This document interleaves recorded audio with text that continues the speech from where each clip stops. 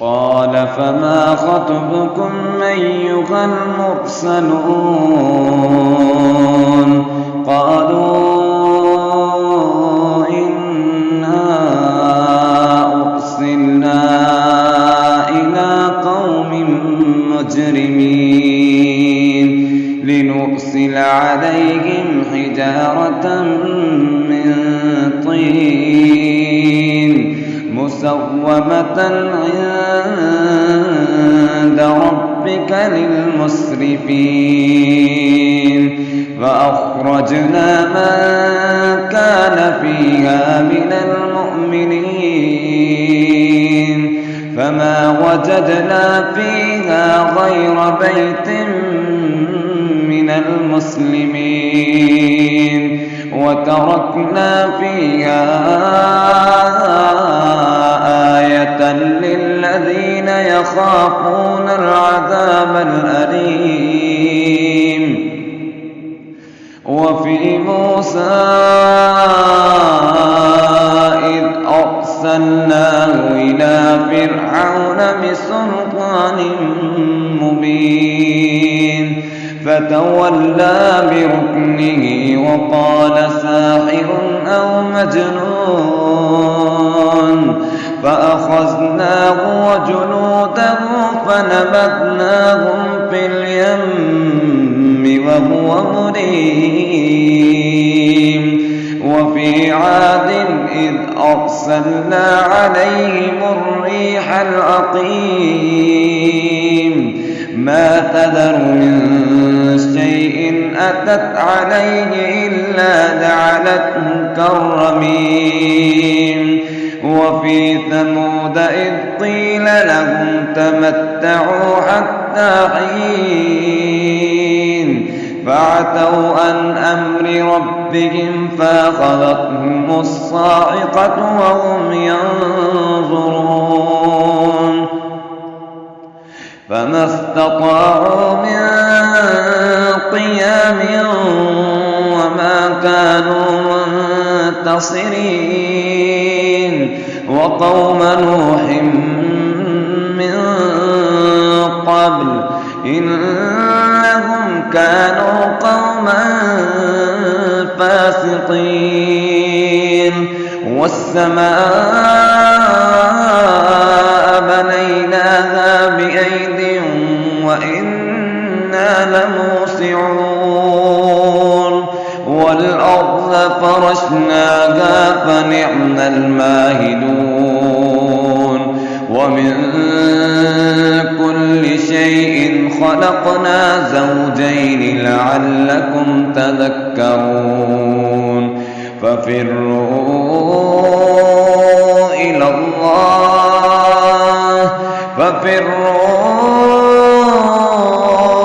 الله إني لكم منه نذير مبين ولا تجعلوا مع الله إلها آخر إني لكم منه نذير مبين كذلك ما أتى الذين من قبلهم من رسول إلا قالوا ساحر أو مجنون أتواصوا به بل هم قوم طاغون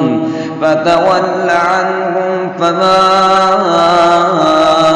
أنت بملوم وذكر فإن الذكرى تنفع المؤمنين وما خلقت الجن والإنس إلا ليعبدون ما أريد منهم من رزق وما أريد أن يطعمون إن الله هو الرزاق ذو القوة المتين فإن للذين ظلموا ذنوبا مثل ذنوب أصحابهم فلا يستعجلون فويل للذين كفروا من يومهم الذي يوعدون. بسم الله الرحمن الرحيم. والطور وكتاب مسطور في رق منشور والبيت المعمور والسقف المرفوع والبحر المسجور إن عذاب ربك لواقع ما له من دافع يوم تمور السماء مورا وتسير الجبال سيرا فويل يومئذ للمكذبين الذين هم في خوض يلعبون يوم يدعون إلى نار جهنم دعا هذه النار التي كنتم بها تكذبون أفسحر هذا أم أنتم لا تبصرون يصلوها فاصبروا أو لا تصبروا سواء عليكم إنما تجزون ما كنتم تعملون. إن المتقين في جنات ونعيم فاكهين بما آتاهم ربهم ووقاهم ربهم عذاب الجحيم كلوا واشربوا هنيئا بما كنتم تعملون متكئين على سرر مصفوفة وزوجناهم بحور عين والذين آمنوا واتبعتهم ذريتهم بإيمان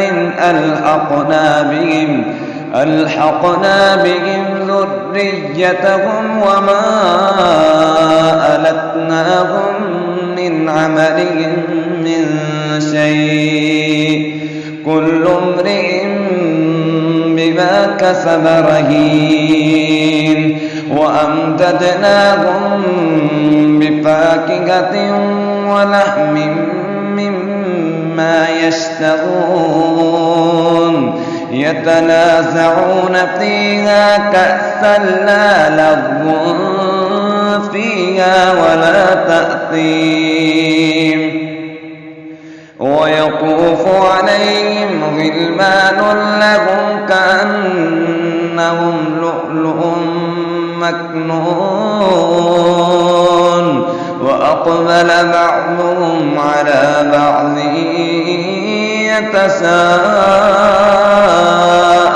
يتساءلون قالوا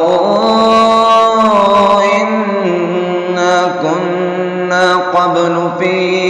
أهلنا مشفقين فمن الله علينا ووقانا عذاب السموم إنا كنا من قبل ندعوه إنه هو البر الرحيم فذكر فما أنت بنعمة ربك ربك بكاهن ولا مجنون أم يقولون شاعر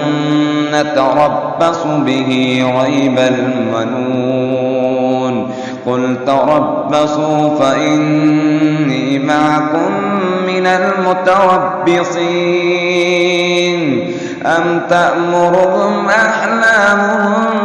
بهذا أم هم قوم طاغون أم يقولون تقوله بل لا يؤمنون فليأتوا بحديث مثله إن كانوا صادقين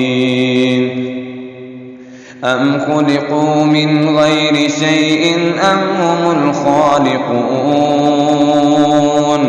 أم خلقوا السماوات والأرض بل لا يوقنون أم عندهم خزائن ربك أم هم المسيطرون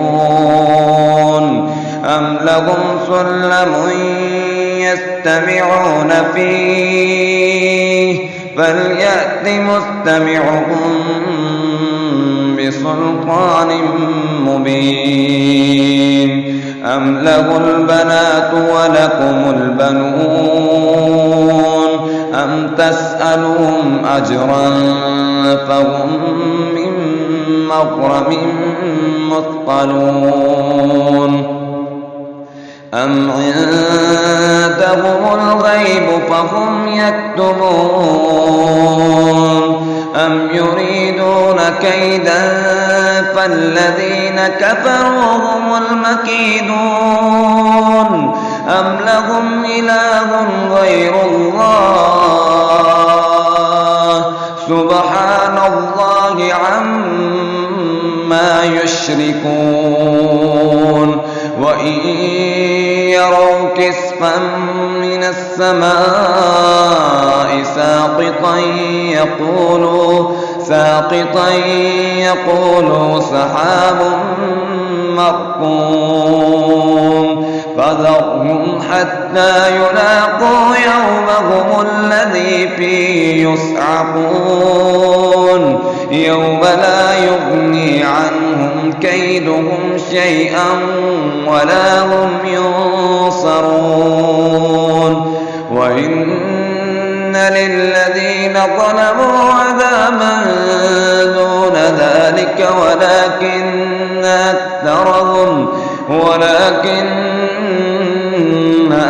أكثرهم لا يعلمون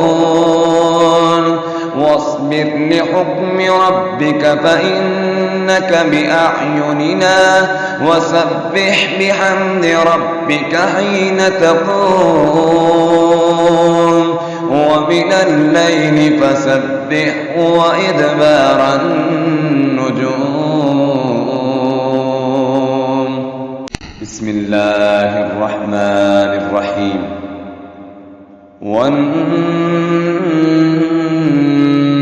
إذا هوى ما ضل صاحبكم وما غوى وما ينطق عن الهوى إن هو إلا وحي يوحى علمه شديد القوى ذو مرة فاستوى وهو بالأفق الأعلى ثم دنا فتدلى فكان قاب قوسين أو أدنى فأوحى إلى عبده ما أوحى ما كذب الفؤاد ما رأى أفتمارونه على ما يرى ولقد رآه نزلة أخرى عند سدرة المنتهى عندها جنة المأوى إذ يغشى السدرة ما يغشى ما زاغ البصر وما طغى لقد رأى من آيات ربه الكبرى أفرأيتم اللات والعزى ومناة الثالثة الأخرى ألكم الذكر وله الأنثى تلك إذا قسمة ضيزى إن هي إلا أسماء سميتموها أنتم وآباؤكم ما أنزل الله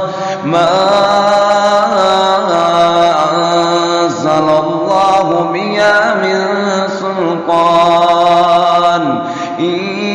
يتبعون إلا الظن وما تهوى الأنفس ولقد جاءهم من ربهم الهدى أم للإنسان ما تمنى فلله الآخرة والأولى وكم من ملك في السماوات لا تغني شفاعتهم شيئا إلا من بعد أن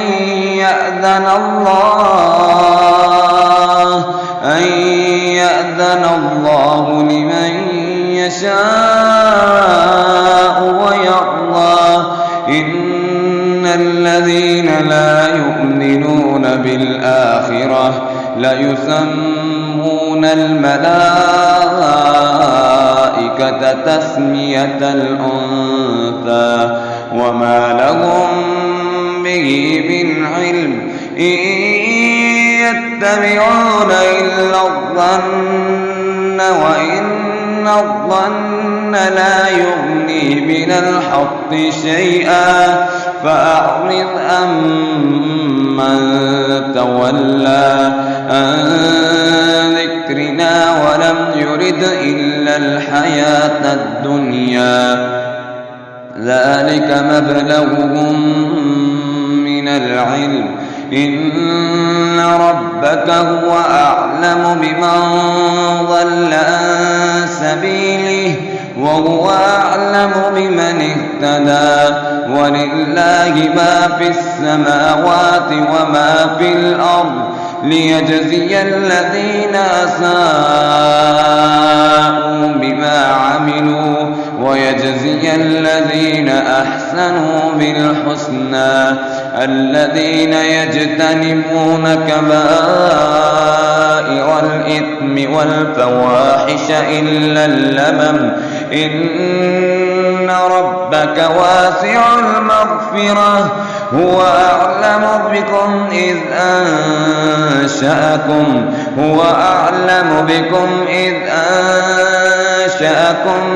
من الأرض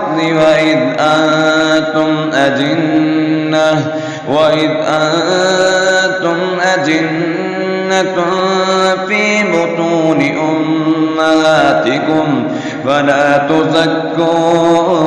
أنفسكم هو أعلم بمن اتقى أفرأيت الذي تولى وأعطى قليلا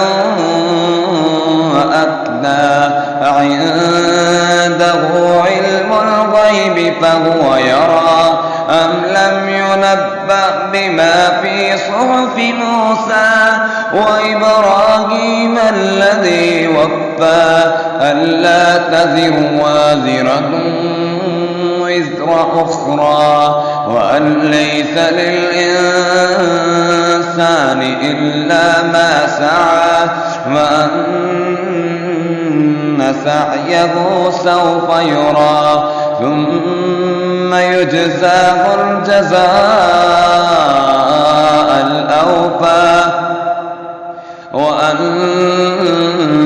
إلى ربك المنتهى وأن المنتهى وأنه هو أضحك وأبكى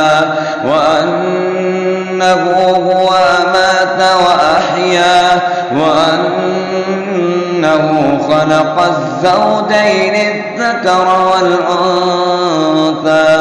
من نطفة إذا تمنى وأن عليه النشأة الأخرى وأنه هو أغنى وأقنى وأنه هو رب الشعرى وأنه أهلك عادا الأولى وثمود فما أبقى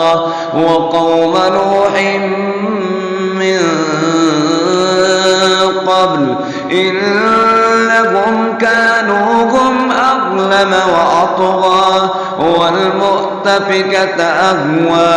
فغشاها ما غشى فبأي آلاء ربك تتمارى هذا نذير من النذر الأولى أزفت الآزفة ليس لها من دون الله كاشفة أفمن هذا الحديث تعجبون أفمن هذا الحديث تعجبون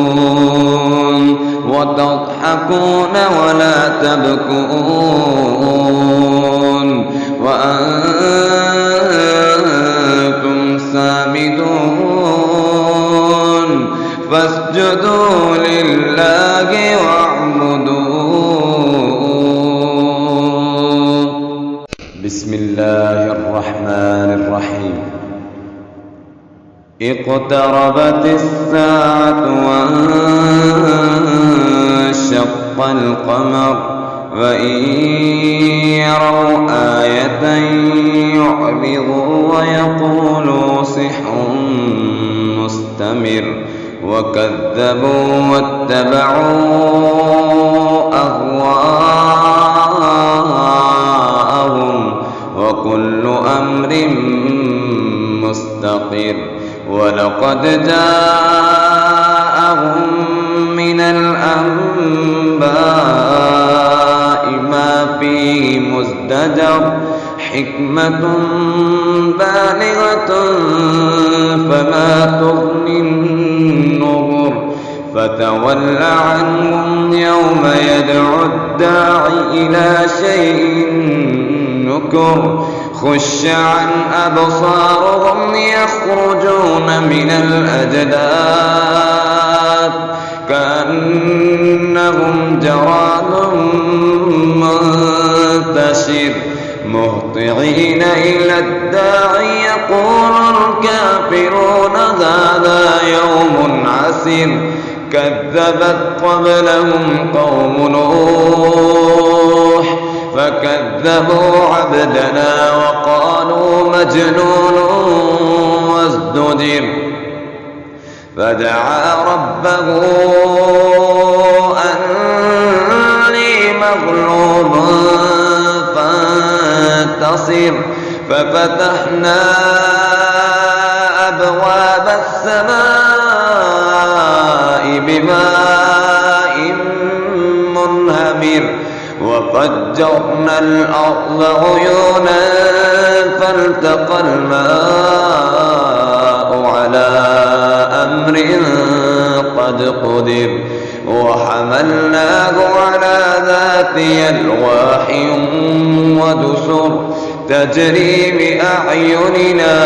جزاء لمن كان كفر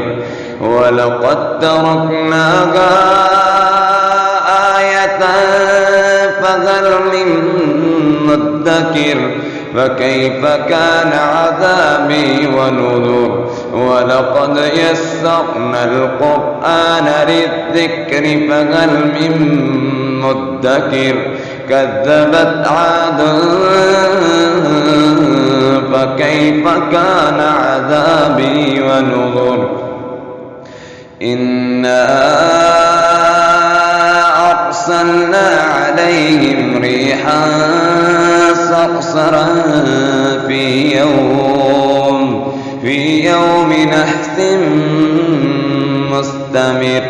تنزع الناس كأنهم أعجاز نخل منقعر فكيف كان عذابي ونذر ولقد يسرنا القرآن للذكر فهل من مدكر كذبت ثمود بالنذر فقالوا أبشرا منا واحدا نتبعوه إنا إذا لفي ضلال وسعر ألقي الذكر عليه من بيننا بل هو كذاب أشر سيعلمون غدا من الكذاب الأشر إنا مرسل الناقة فتنة لهم فارتقبهم واصطبر ونبئهم أن الماء قسمة بينهم كل شرب محتضر فنادوا صاحبهم فتعاطى فعقر فكيف كان عذابي ونذر إنا أرسلنا عليهم صيحة واحدة فكانوا كغشيم المحتضر ولقد يسرنا القرآن للذكر فهل من مدكر كذبت قوم لوط بالنذر إنا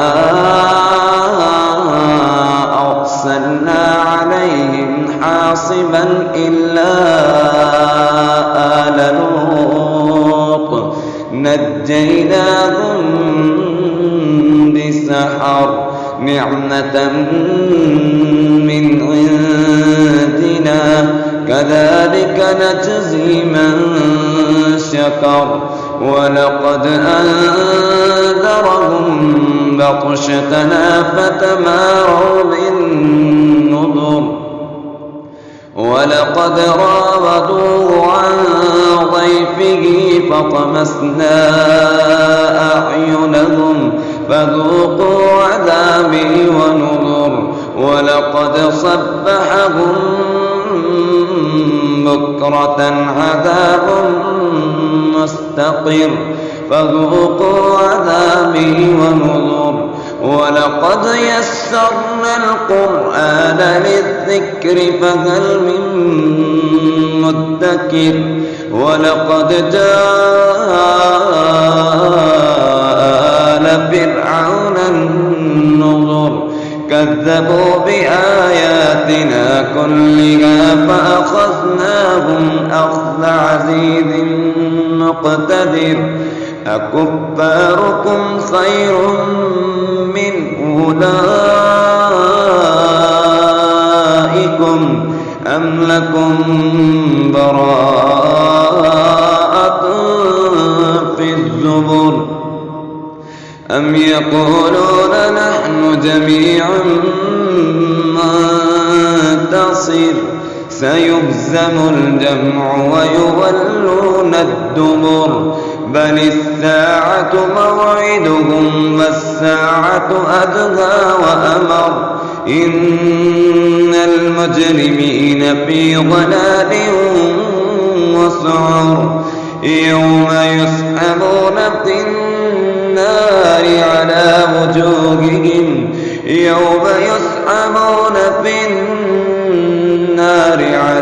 وجوههم ذوقوا مس سقر إنا كل شيء خلقناه بقدر وما أمرنا إلا واحدة كلمح بالبصر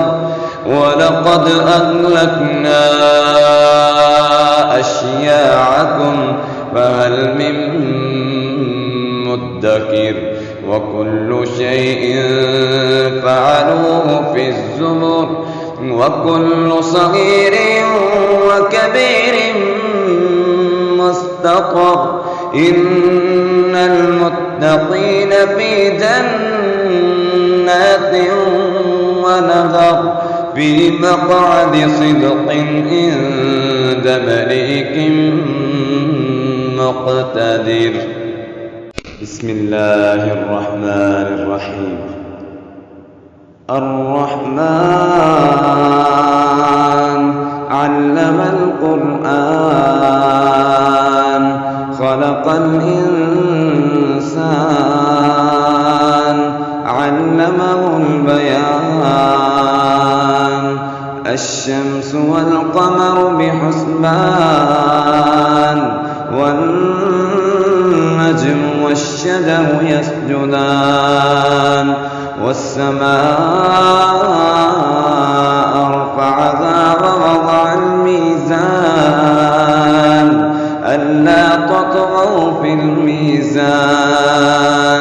وأقيموا الوزن بالقسط ولا تخسروا الميزان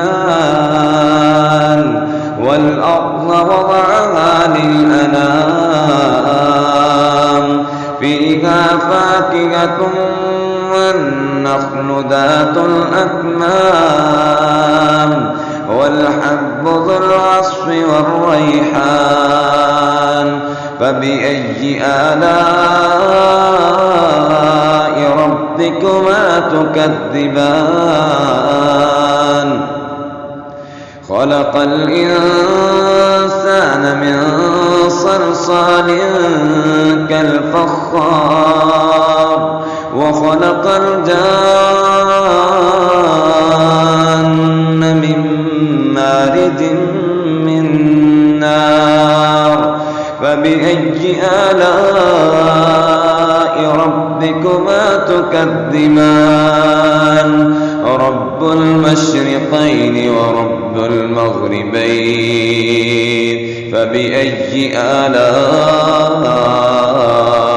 ربكما تكذبان مرج البحرين يلتقيان بينهما برزخ لا يبغيان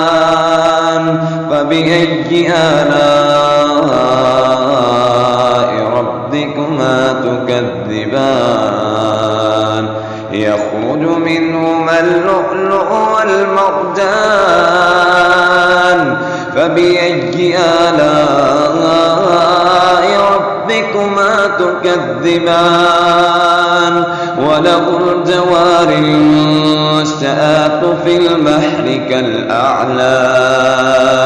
فبأي آلاء ربكما تكذبان كل من عليها فان ويبقى وجه ربك ذو الجلال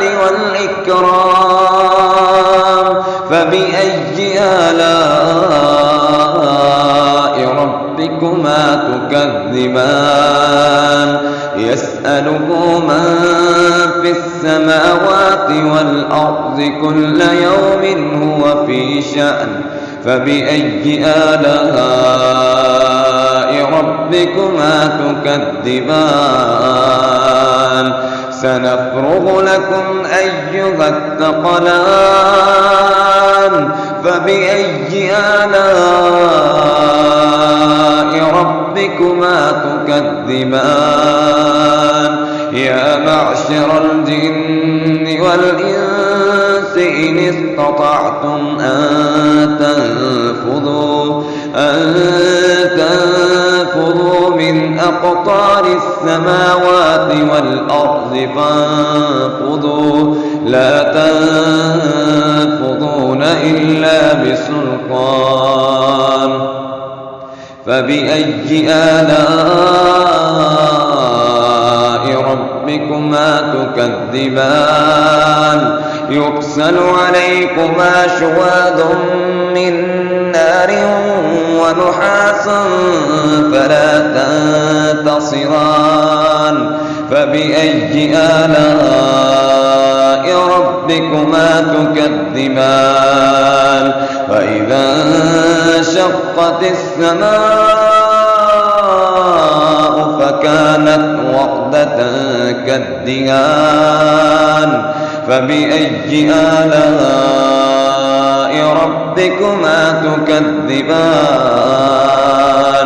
فيومئذ لا يسأل عن ذنبه إنس ولا جان فبأي آلاء ربكما تكذبان يعرف المجرمون بسيماهم فيؤخذ بالنواصي والأقدام فبأي آلاء ربكما تكذبان هذه جهنم التي يكذب بها المجرمون يطوفون بينها وبين حميم آن فبأي آلاء ربكما تكذبان ولمن خاف مقام ربه جنتان فبأي آلاء ربكما تكذبان ذواتا أفنان فبأي آلاء ربكما تكذبان فيهما عينان تجريان فبأي آلاء ربكما تكذبان فيهما من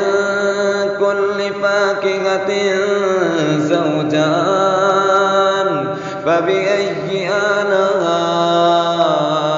ربكما تكذبان متكئين على فرش بطائنها من استبرق وجنى الجنتين دان فبأي آلاء ربكما تكذبان فيهن قاصرات الطرف لم يطمثهن إنس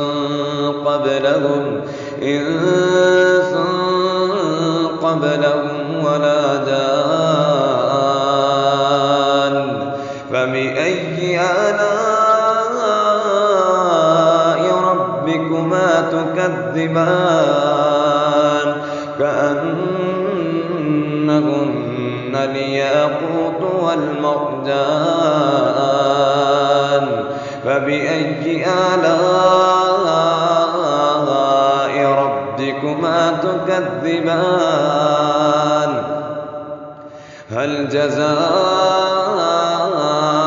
الإحسان إلا الإحسان فبأي آلاء ربكما تكذبان ومن دونهما جنتان فبأي آلاء ربكما تكذبان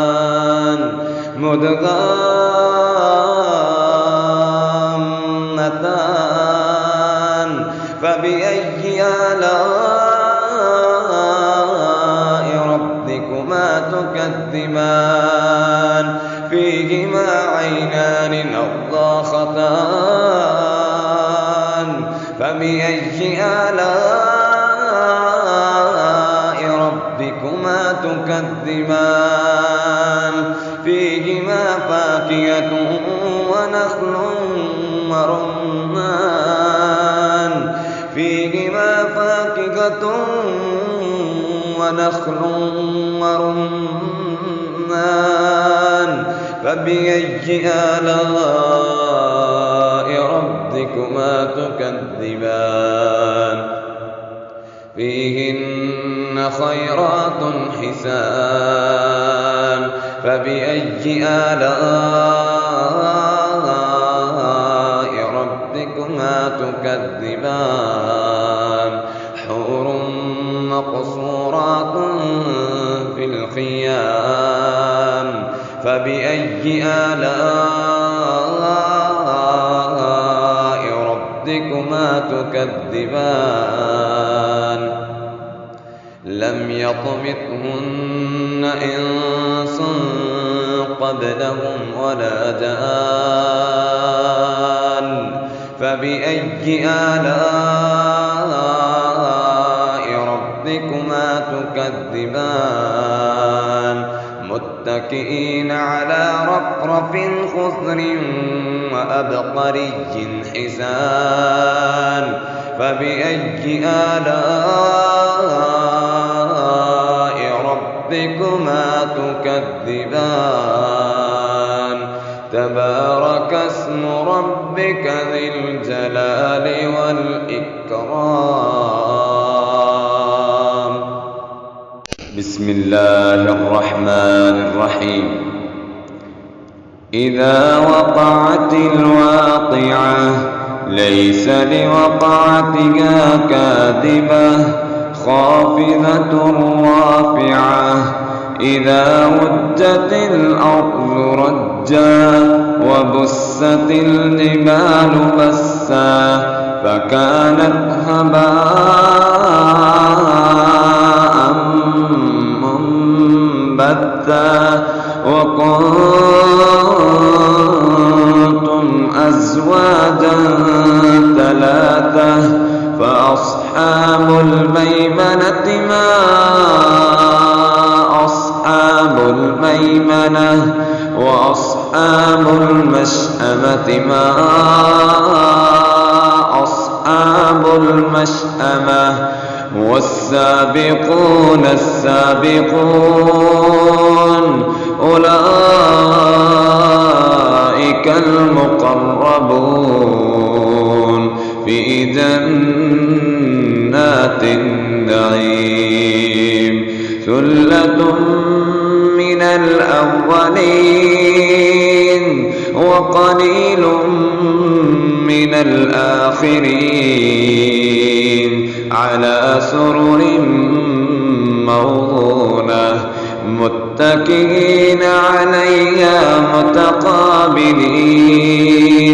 يطوف عليهم ولدان مخلدون بأكواب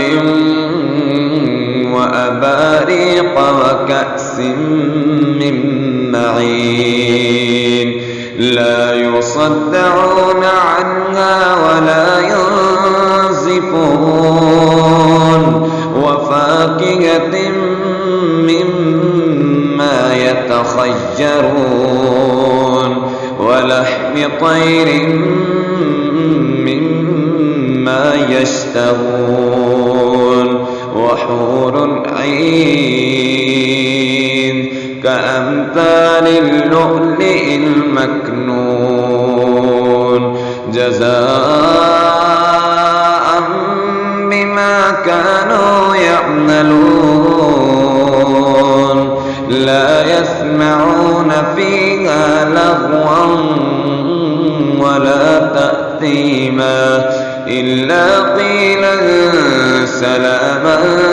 سلاما وأصحاب اليمين ما أصحاب اليمين في صدر مخضود وطلح منضود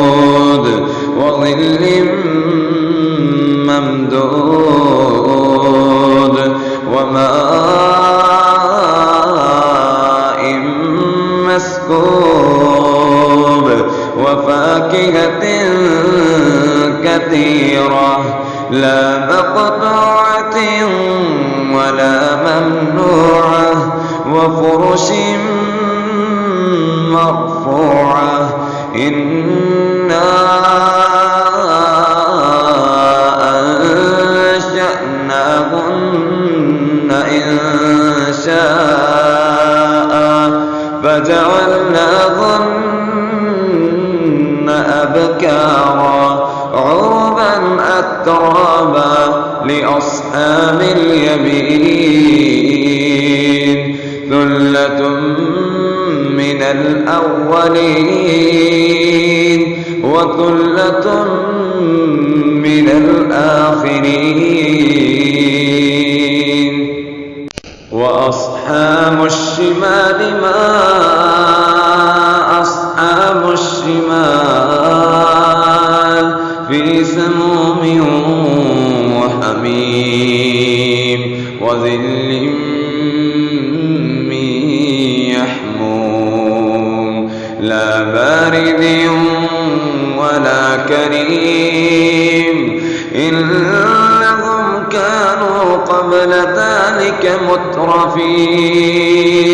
وكانوا يصرون على الحنث العظيم وكانوا يقولون أئذا متنا وكنا ترابا أئذا متنا وكنا ترابا وعظاما أئنا لمبعوثون أَوَآبَاؤُنَا الْأَوَّلُونَ قُلْ إِنَّ الْأَوَّلِينَ وَالْآخِرِينَ لَمَجْمُوعُونَ إِلَى مِيقَاتِ يَوْمٍ معلوم ثم إنكم أيها الضالون المكذبون لآكلون من شجر من زقوم فمالئون منها البطون فشاربون عليه من الحميم فشاربون شرب الهيم هذا نزلهم يوم الدين نحن خلقناكم فلولا تصدقون أفرأيتم ما تمنون أأنتم تخلقونه أم نحن الخالقون نحن قدرنا بينكم الموت وما نحن بمسبوقين على أن نبدل أمثالكم وننشئكم فيما لا تعلمون ولقد علمتم النشأة الأولى فلولا تذكرون أفرأيتم ما تحرثون أأنتم تزرعونه أم نحن الزارعون لو نشاء لجعلناه حطاما فظلتم تفكرون إنا لمغرمون بل نحن محرومون أفرأيتم الماء الذي تشربون أأنتم أنزلتموه من المزن أم نحن المنزلون لو نشاء جعلناه أجاجا فلولا تشكرون أفرأيتم النار التي تورون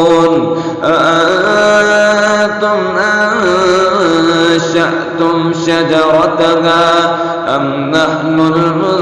المنشئون نحن جعلناها تذكرة ومتاعا للمقوين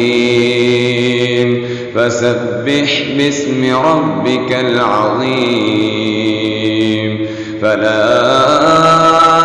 أقسم بمواقع النجوم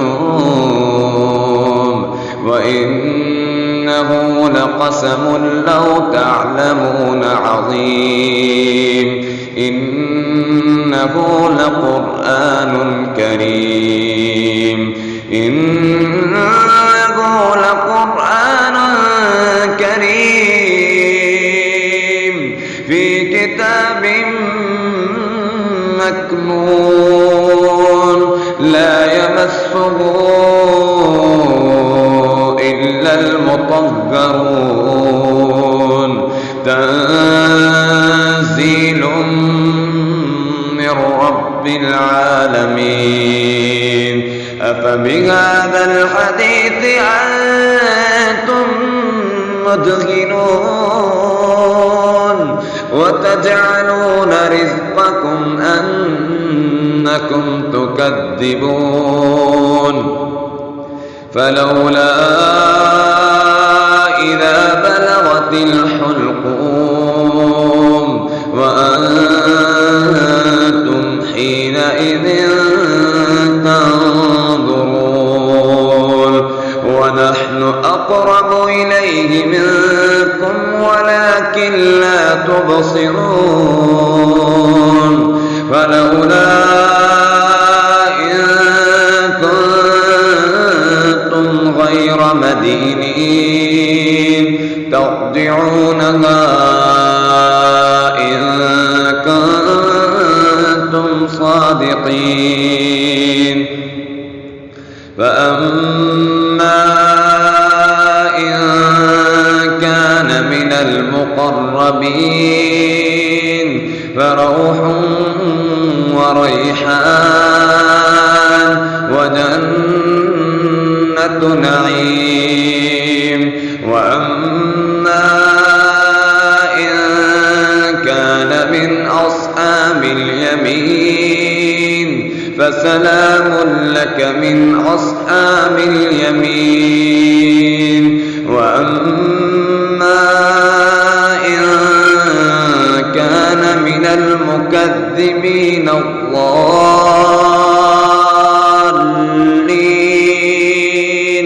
فنزل من حميم وتصلية جحيم إن هذا لهو حق اليقين فسبح باسم ربك العظيم بسم الله الرحمن الرحيم سبح لله ما في السماوات والأرض وهو العزيز الحكيم له ملك السماوات والأرض يحيي ويميت وهو على كل شيء قدير هو الأول والآخر والظاهر والباطن وهو بكل شيء عليم هو الذي خلق السماوات والأرض في 6 أيام ثم استوى على العرش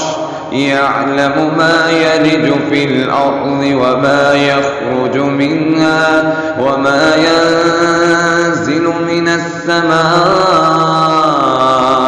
وما يعرج فيها وهو معكم أينما كنتم والله بما تعملون بصير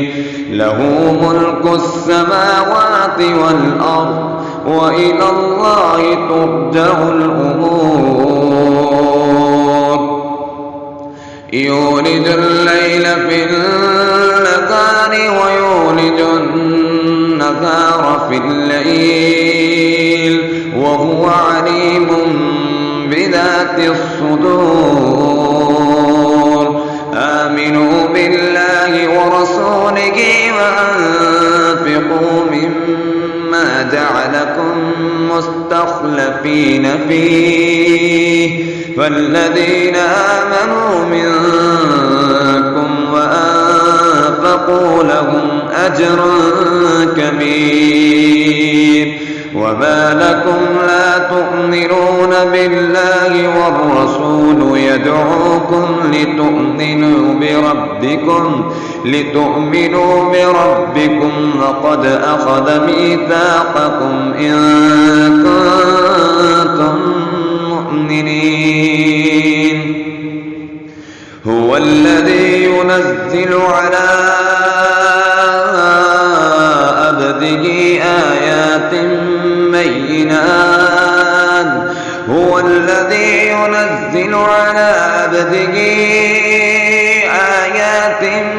بينات ليخرجكم من الظلمات إلى النور وإن الله بكم لرءوف رحيم وما لكم ألا تنفقوا في سبيل الله ولله ميراث السماوات والأرض لا يستوي منكم من أنفق من قبل الفتح وقاتل أولئك أعظم درجة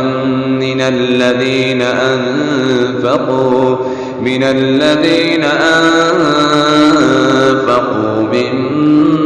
بعد وقاتلوا وكلا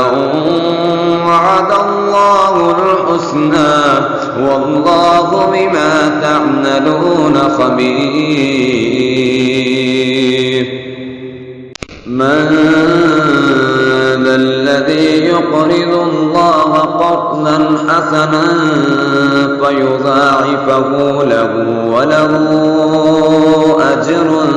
كريم يوم ترى المؤمنين والمؤمنات يسعى نورهم بين أيديهم وبأيمانهم بشراكم اليوم جنات تجري من تحتها الأنهار خالدين فيها ذلك هو الفوز العظيم يوم يقول المنافقون والمنافقات للذين آمنوا انظرونا نقتبس من نوركم قيل ارجعوا وراءكم فالتمسوا نورا فضرب بينهم بسور له باب باطنه فيه الرحمة وظاهره من قبله العذاب ينادونهم ألم نكن معكم قالوا بلى ولكنكم فتنتم أنفسكم وتربصتم وارتبتم وغرتكم الأماني حتى جاء أمر الله وغركم بالله الغرور فاليوم لا يؤخذ منكم فدية ولا من الذين كفروا مأواكم النار هي مولاكم وبئس المصير ألم يأن للذين آمنوا أن تخشع قلوبهم لذكر الله وما نزل من الحق ولا يكونوا كالذين أوتوا الكتاب من قبل فطال عليهم الأمد فقست قلوبهم وكثير منهم فاسقون. اعلموا أن الله يحيي الأرض بعد موتها قد بينا لكم الآيات لعلكم تعقلون. إن المصدقين والمصدقات وأقرضوا الله قرضا حسنا يضاعف لهم ولهم أجر كريم. والذين آمنوا بالله ورسله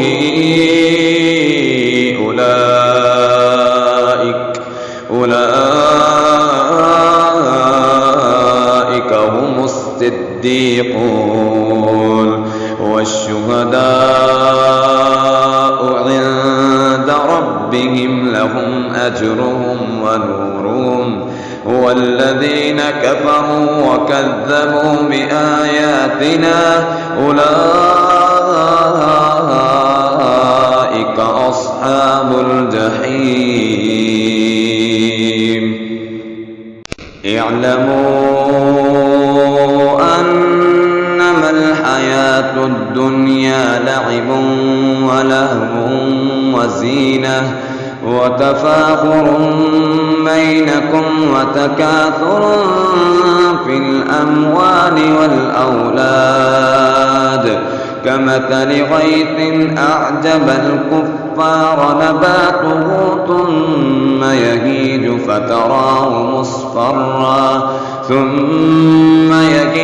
فتراه مصفرا